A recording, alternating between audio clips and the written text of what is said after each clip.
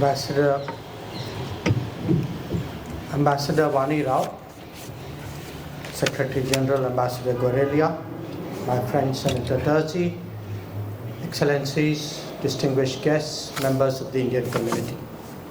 Namaskar, buongiorno. It's wonderful to see you all here today. The opening of a new embassy, our own property, is always a very important occasion for any relationship. More so when it's in this beautiful historical city of Rome. I always looked forward to coming to Italy, to Rome, and I must tell you, of all my visits, this one gives me the most satisfaction. This is actually my 5th visit to Italy since I became minister. Every visit has been memorable. 3 of them I have accompanied Prime Minister Narendra Modi. And in many ways, I think the frequent interactions today we see at various levels is actually a sign of the depth and the breadth of our relationship with Italy. It is also a reflection of the commitment and vision of our leaders today in taking forward our ties. There is a convergence in our worldviews, a synergy in our endeavors in addressing global and regional issues, and definitely a new enthusiasm for developing our bilateral ties. India's growing engagement with Europe, and particularly to Italy, which we see both as a very influential European and Mediterranean country, certainly reinforce each other. And we've been very pleased to see that Prime Minister Meloni's government has given more attention to Asia and specifically to India as part of its Indo-Mediterranean or a wider Mediterranean approach. We regard in Italy as a key partner, a very crucial one in Europe, a very influential one in the Mediterranean. And I will in fact tomorrow be participating in the Mediterranean dialogue which takes place annually in this city. I also must share with you, just 2 days ago I think, I was there at Rio when our Prime Ministers met, and that too was a very important occasion, and I will mention a few words about the strategic action plan that we have agreed upon. Friends, our ties are based on shared values, but also on some common history. We are ancient civilizations, rich in our culture, in our traditions, in our heritage, in our mythology, and we share many attributes. These attributes including, I think, a certain family-centric way of life, certainly a love for food, and I can go on. And I think what is important to recognize is that over history, in different ways, we have been interacting with each other, we have influenced each other, and today I think we have an opportunity to build on that. Our historical connect is actually very deep, and I would not be exaggerating if I said that a lot of India's historical interface with Europe was actually with Italy. This was I would say almost the landing point for anything coming to India or going out of India. So for us, Italians have been producers, they have been customers, they have been financiers, they have been carriers in our commerce. Our countries are also maritime nations. I think that gives a very different perspective to the world. And I recall Prime Minister Meloni when she came to the Raisina dialogue describing the Mediterranean Sea as a water body connecting the Atlantic Ocean with the Indian Ocean. So certainly our maritime interest and our shared commitment to ensuring freedom of navigation and shipping also help us bring the two countries closer. We are coordinating amongst others in the Gulf of Aden and in response to some challenges that shipping has faced there. But most important, we are today making history work for the relationship, for the modern relationship. India and Italy are founding members of the India, Middle East, Europe Connectivity Corridor, IMEC, along with like-minded friends. And as I contemplate the future, certainly one day we will look back on this period and say that this connectivity corridor, which was agreed to in principle during India's presidency of the G20, will be a game changer between Europe and Asia. In all of this, India's transformation in recent years has also been a factor in the relationship. The fact that you have such strong political stability in India, such sustained and continuous growth of our economy, the relevance of our demographics, especially our STEM talent in a more technology-centered world, India that is a first responder and a greater contributor to global demands and requirements, which is a successful example of the deployment of technology to improve the lives of people. I think all of this has led to a renewed interest in the world about India. And Italy certainly joins in that interest. So this, as Prime Minister Modi says, we have entered the third term, and the third term means we have to work 3 times harder. We have to work 3 times harder to build a modern India, but build an India which will be more global, whose relationship with Europe and Italy would be stronger, and where an India would take up greater responsibilities and make greater contributions.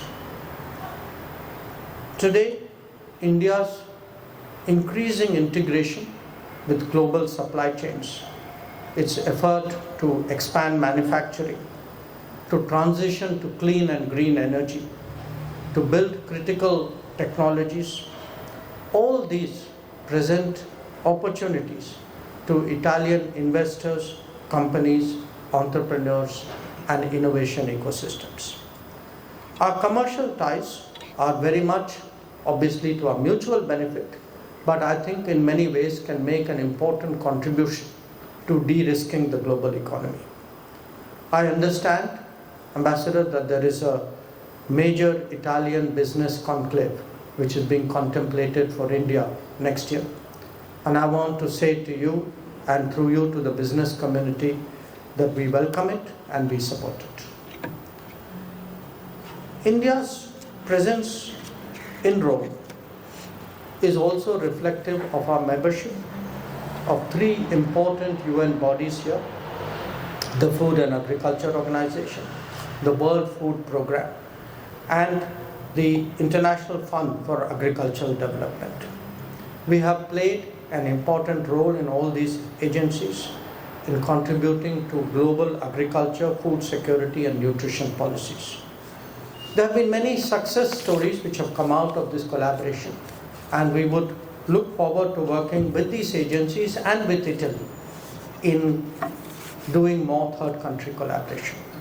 So I'm confident that in future our presence in these agencies will reinforce our ever stronger relationship with Italy.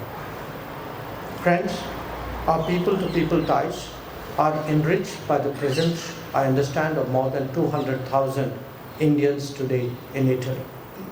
And they are in very diverse sectors, from agriculture, dairy and healthcare to hospitality and various other professional responsibilities, including, I understand, education.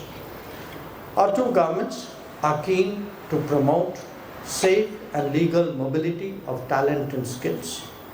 I'm particularly glad to see that on this Sunday morning, members of the Indian community have come here. I welcome you. I thank you for all that you do here. And I want to say that in your motherland, your contribution and your facilitation of the bonds of friendship between India and Italy are deeply appreciated. Again, I refer back to the trip to Brazil from which I have just come. And I want to underline that the regular dialogue and meetings between our Prime Ministers, Narendra Modi and Giorgia Meloni, they have been certainly instrumental in elevating our bilateral ties, providing it new energy. And as I said, we have just agreed on an action plan for the next 5 years with a focus on very specific initiatives in the economy, in defense, in space, in clean energy, in science and technology, and in people-to-people ties. But every good relationship, every growing relationship requires a good embassy. And that is why I have been coming to Italy, I think, almost for 35 years.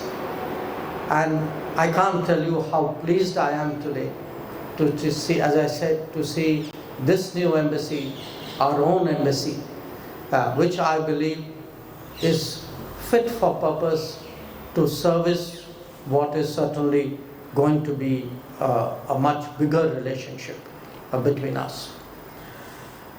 I also want to say a few words about what is happening at home, particularly to members of the Indian community.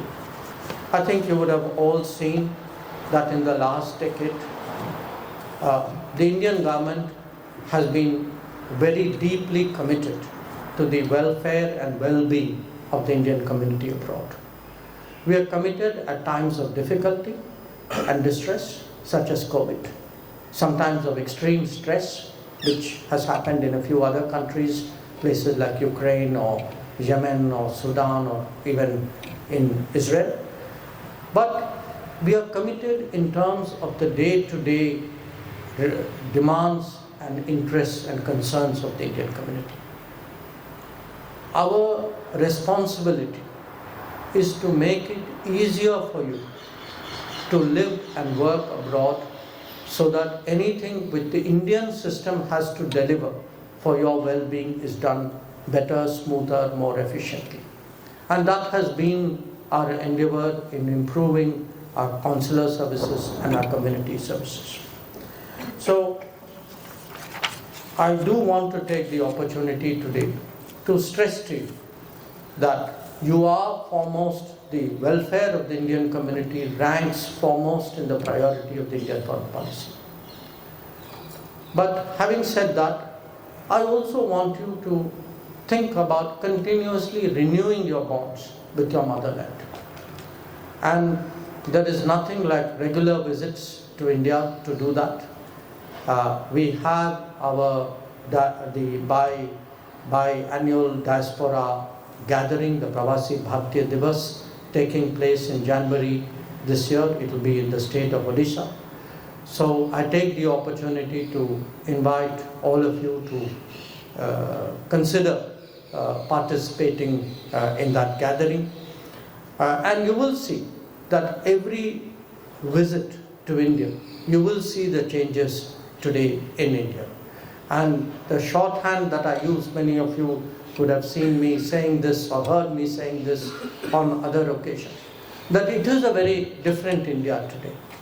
It is an India in terms of the infrastructure developments, which is building 7 airports, 8 airports a year, which is building 30 kilometers of highway a day, which is laying 12 to 14 kilometers of railway track a day, which has built 15 new metros in the last decade. And it isn't just the infrastructure of it, the optimism, the mindset, the confidence levels in India today are very different. And we see that especially in terms of the startup culture, the innovation efforts that are going. But most of all, we are a country today keen to engage the world, keen to do more with the international community. And when we look there, we search for comfortable partners, and believe me, there's nobody more comfortable than Italy. So once again, I take this opportunity to congratulate the ambassador and her team on this wonderful new chancery. I have always envied the person who was ambassador in Italy. I never had that chance. But I envy the person even more today. So ambassador, congratulations. And to all our Italian friends who have joined us today, thank you for supporting this relationship, for participating in it. And to the Indian community, let me say from here that this gives us a chance to serve you much better. Thank you very much. Namaskar.